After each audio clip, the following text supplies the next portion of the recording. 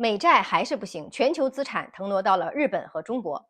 在中美贸易缓和的背景下，美国股市近期一直在修复，但美国国债就没那么幸运了。继4月份美国国债下跌之后，5月中美国国债再次大幅下跌。5月15号，美债收益率集体大涨，各个期限的收益率都超过了4%，30年期的收益率逼近了5%，10年期的也突破了4.5%。到5月16号，30年期美债收益率都已经快接近历史高位了。这意味着什么呢？意味着美债的价格在不断下降，投资者手里的美债资产在缩水。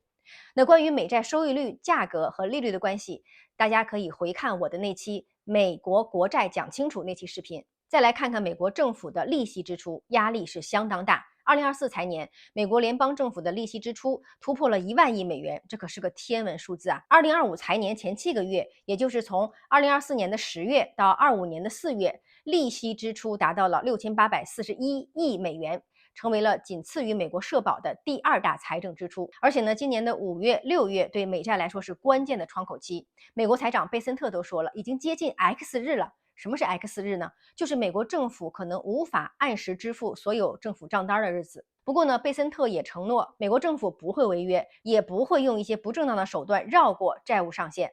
那我觉得最大的可能就是会提高债务上限。说到美国的财政状况啊，还有一个有意思的事儿。4月份，美国出现了预算盈余，有2584亿美元，主要就是因为关税收入大幅增加。4月份，美国海关的关税收入达到了163亿美元，创下了历史新高，环比涨了86%。看来美国短期内啊，还是得靠关税来缓解一下财政压力了。